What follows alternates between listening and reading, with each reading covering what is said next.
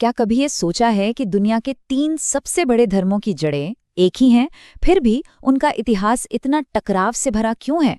मतलब ये तीनों ही धर्म हजरत इब्राहिम को अपना पूर्वज मानते हैं, लेकिन फिर भी सदियों से इनमें संघर्ष चलता आया है। तो चलिए आज इसी पहेली को समझने की कोशिश करते हैं।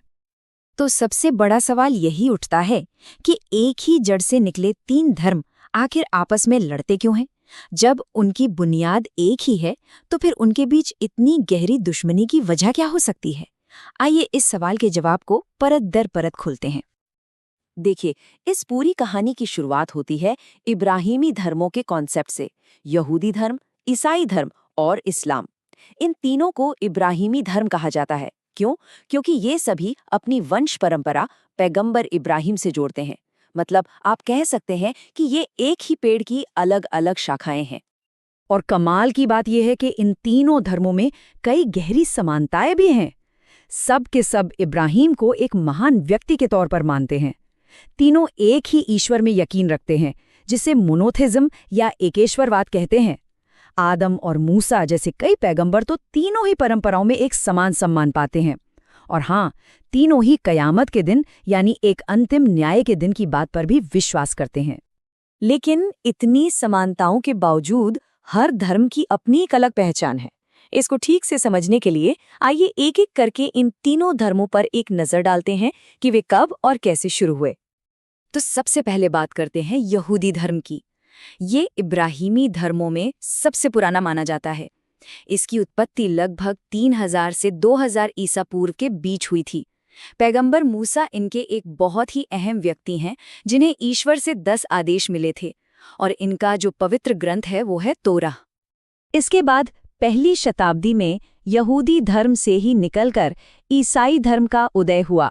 इनके केंद्र में है ईसा मसीह, जिन्हें ये ईश्वर का पुत्र मानते हैं, और यही वो विश्वास है जो इन्हें यहूदी धर्म से बिल्कुल अलग कर देता है।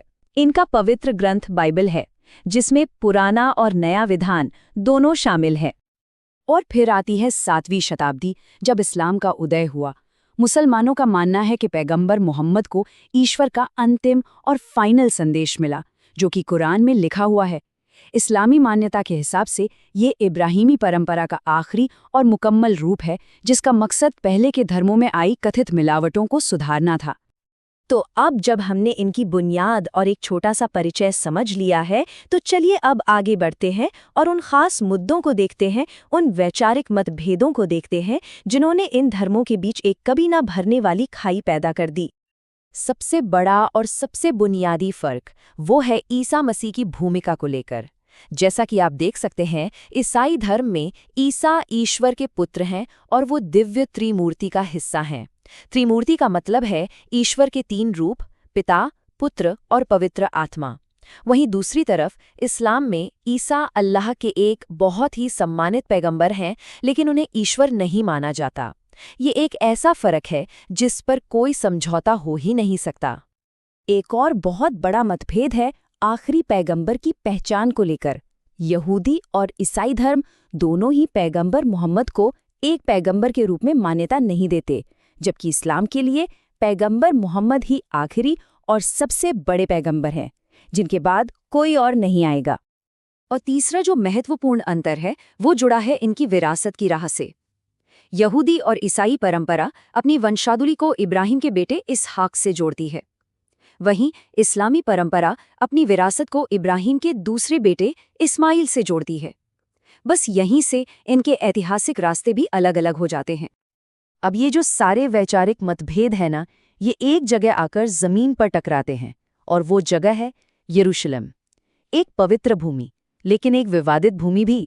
ये वो शहर है जहां धर्मशास्त्र असल दुनिया के संघर्ष में बदल जाता है।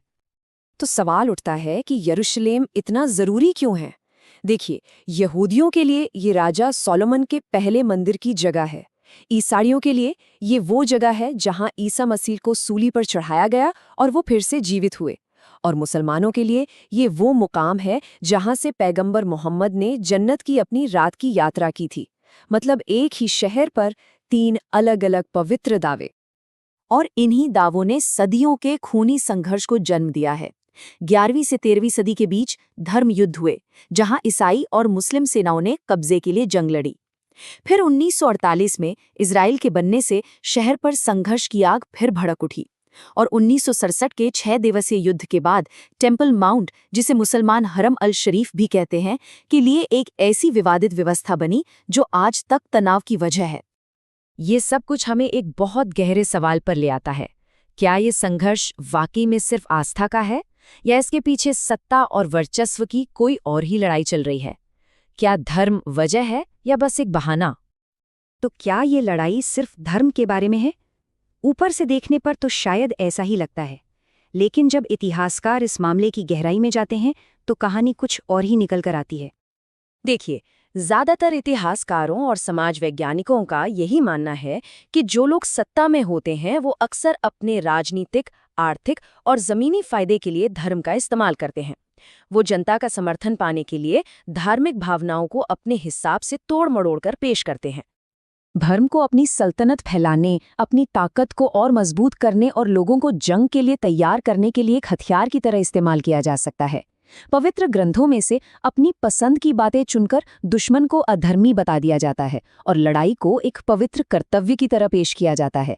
जैसे कि धर्म युद्ध, उसे अक्सर इस्लाम और ईसाई धर्म की लड़ाई की तरह देखा जाता है, लेकिन इसके पीछे पोप की पूरब की तरफ फैलने और अपनी ताकत बढ़ाने की सियासी इच्छा भी थी। और ये स्लाइड तो पूरी कहानी एक ही झटके में कह देती है। सिर्फ 35 एकड़। सोचिए, तीनों धर्म सदियों से यरूशलेम में जमीन के बस इस छोटे से टुकड़े के लिए लड़ते आए हैं। ये नंबर ही अपने आप में बताता है कि ये लड़ाई सिर्फ जमीन की नहीं, बल्कि पहचान, प्रतीक और शक्ति की है। तो यहाँ सबसे ज़रूरी बात समझने की ये है कि हाँ, इन धर्मों में वैचारिक मतभेद असली हैं, लेकिन अक्सर इन मतभेदों को राजनीतिक मकसद के लिए हवा दी जाती है, उनका फ़ायदा उठाया जाता है। वैसे तो हर धर्म का मूल संदेश प्यार और दया का होता है, लेकिन जब इसकी व्याख्या कट्टरपंथी सोच के साथ की जाती है तो ये संघर्ष की वजह बन जाता है। और ये हमें एक आखिरी सोचने पर मजबूर कर देने वाले सवाल पर छोड़ जाता है।